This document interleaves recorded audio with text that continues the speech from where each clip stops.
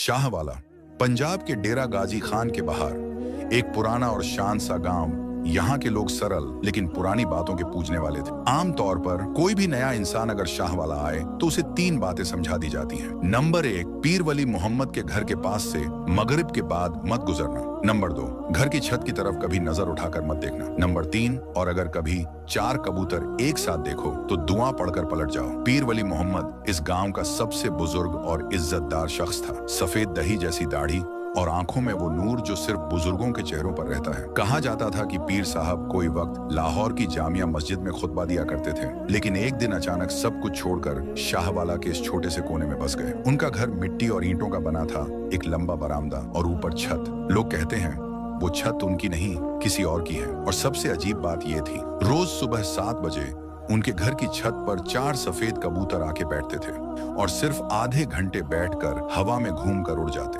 कहानी की शुरुआत भी एक सावन की सुबह से होती है। हल्का सा बादल, हवा में सीने को छू लेने वाली नमी और एक नया नौजवान उस्मान जो लाहौर से शाहवाला अपने दादे पीर वली मोहम्मद की देखभाल के लिए आया था। उस्मान को पीर साहब से मिले हुए तो 3 दिन हो गए, लेकिन उन्हें ज्यादा कुछ नहीं कहा था। बस सिर्फ ये, बेटा छत पर कभी मत जाना। लेकिन उस्मान उत्सुक था, शहरी था, अंधविश्वास पे नहीं चलता था। और जब उसने चौथे दिन सुबह 7 बजे वो कबूतर छत पे देखे तो उसने मोबाइल उठाया।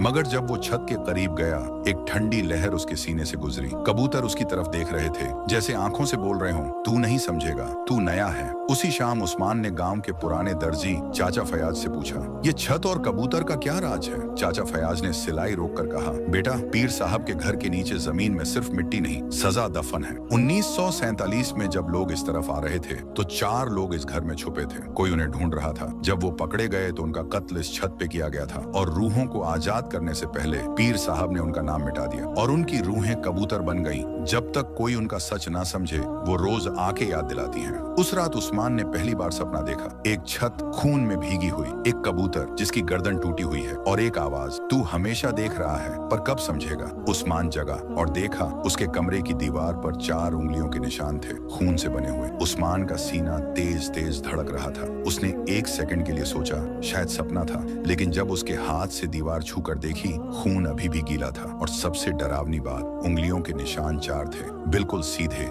जैसे किसी ने अंदर से दीवार को ठोका हो। उस्मान ने जल्दी से मोबाइल का टॉर्च ऑन किया। दीवार पे नजर गई, कुछ लिखा था, कैद, रूह, छत। और तभी कमरे की खिड़की जो बंद थी खुद ब खुद खुल गई। ठंडी हवा चलने लगी। कबूतर की एक कली अंदर आई। उस्मान ने देखा छत पर सिर्फ 3 कबूतर बैठे थे। पीछे से आवाज आई, एक चला गया है, बाकी 3 तेरे लिए हैं। उस्मान झट से मुड़ गया, पीछे कोई नहीं था। डर के मारे उसने कुरान उठाई, ताबीज पहनना और सारी रात जागता रहा। सुबह उसने पीर साहब के पुराने कमरे की संदूक खोलकर देखा। हमें एक किताब मिली, किताब में लिखा हुआ था, मैंने 4 को जिंदा दफनाया छत के नीचे। पहली रात उनकी रूह कबूतर बानी। हर साल वो वापस आते हैं, लेकिन एक एक करके कम हो रहे हैं। जब 4 छोड़ के चले जाएंगे, वो जिसे चुनेंगे उनमें से कोई वापस आएगा। उस्मान ने डायरी को जोर से बंद किया, मगर एक औरत की चीख उसके कान फाड़ गई। मैं नासिरा हूँ, मेरा इंसाफ कब होगा? उस्मान ने फैसला किया, वो छत पर जाएगा, वो समझेगा कौन थे वो 4 और पीर साहब ने क्या किया। उस रात जब उस्मान छत पर गया, 3 कबूतर वहां बैठे थे। कबूतर के पास गया, एक कबूतर उसके कांधे पे आके बैठ गया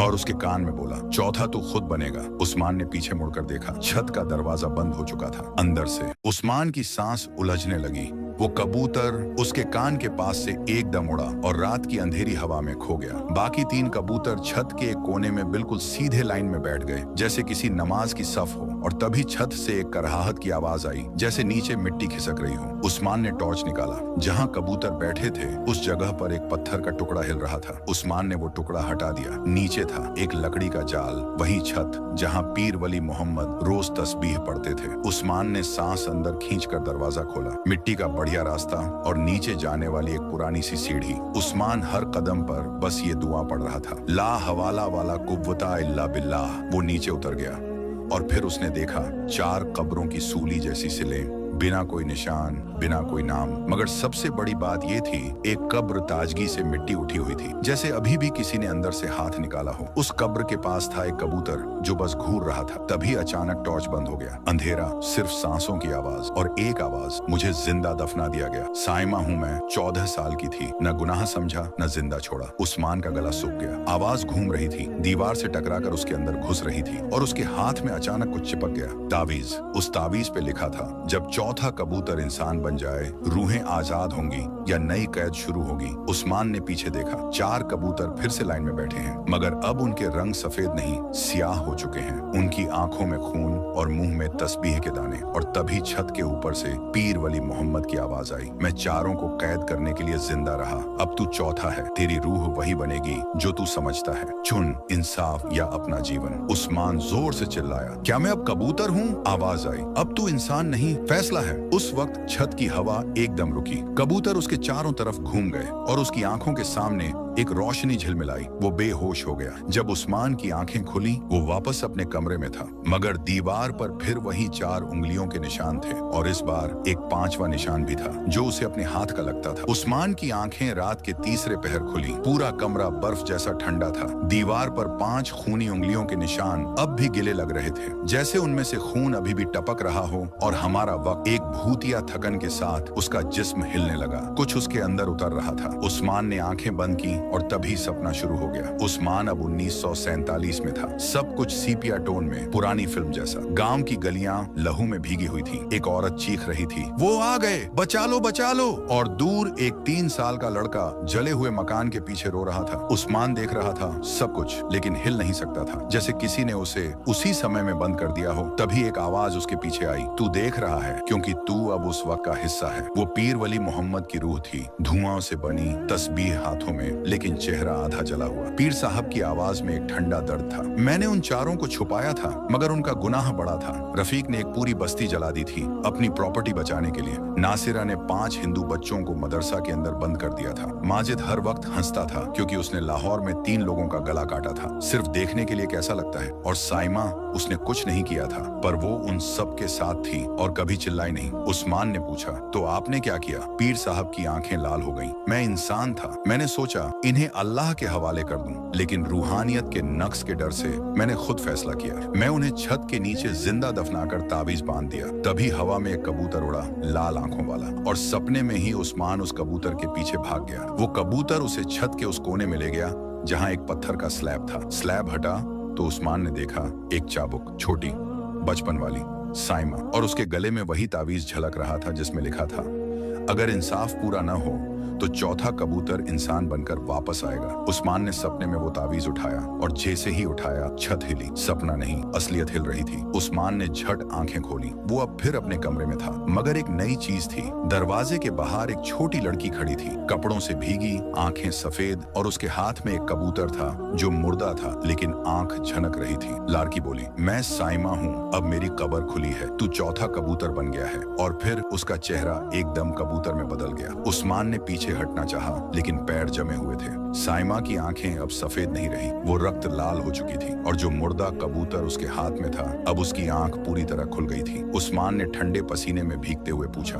मैं कबूतर कैसे बन गया? साइमा ने धीरे से बोला, क्योंकि तू हमारे घर का वारिस है, पीर वली मोहम्मद की नस्ल से आखिरी, जिसने हमें जिंदा दफनाया। अब उसका खून तुझ में है और वो तावीज तूने हाथ लगाया, अब तू इंसाफ का हिस्सा बन गया। उस्मान ने देखा उसके हाथ का रंग बदलने लगा था, उंगलियां पर हल्के से सफेद पर निकले जैसे परिंदों के, और पीछे से एक आवाज, तेरी आधी रूह कबूतर बन चुकी है, अब पूरी बनने वाली है। वो आवाज किसी और की थी। उस्मान ने पीछे देखा, कमरे के कोने में वो 3 कबूतर थे, रफीक, नासिरा और माजिद, मगर इस बार उनके चेहरे ठीक इंसानों जैसे थे और हर एक की आंख में एक नया प्लान था। माजिद बोला, तू अगर चौथा बन गया तो इंसाफ होगा, वरना फिर से लाशें गिरेंगी। उस्मान उन 3 कबूतरों, रफीक, नासिरा, माजिद के सामने खड़ा था।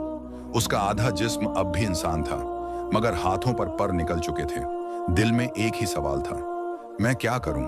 तभी उस्मान ने जमीन से वो तावीज उठाया जो सपने में साइमा के गले में था, और उसने जोर से चिल्लाकर कहा, अगर मैं चौथा कबूतर बन गया हूं तो मुझे भी फैसले का हक है। कामरा अचानक थरथरा गया। पीछे से साइमा आई। उसका रूप अब एक इंसान और परिंदे के बीच का था। उसकी आंखें आंसुओं से भरी थीं। मैं चिल्ला नहीं सकी थी, इसलिए मुझे भी दोषी समझा गया, लेकिन मैं सिर्फ 14 साल की थी। उस्मान का दिल कांप गया। उसने कहा, अगर तुम बेकसूर थे तो इंसाफ तुम्हारा भी अधूरा है। उस्मान ने एक और कदम आगे बढ़ाया और वो पुरानी अलमारी जो कमरे के कोने में थी खुद ब खुद खुल गई। उसके अंदर एक भूरा रंग की किताब थी, सजा ए कबूतर, पीर वली मोहम्मद की असली डायरी।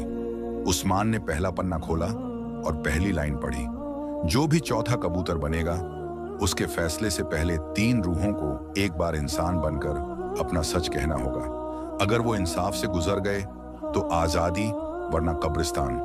उस्मान चीखा, तो बोलो रफीक, क्या तू सच में दोषी था? रफीक रो पड़ा, मुझे बस अपनी जमीन चाहिए थी।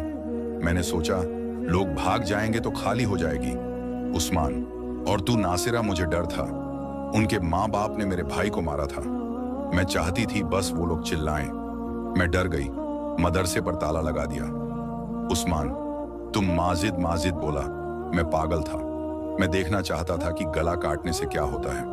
अब समझ गया हूं। मैं कबूतर बन के 80 साल से रोता हूं। कमरा अब सफेद रोशनी से भर गया।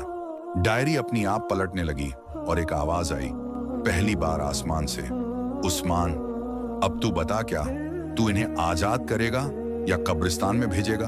दोस्तों, इस कहानी का पार्ट 2 चाहिए तो कमेंट कर देना, मैं इसका पार्ट 2 बना दूंगा।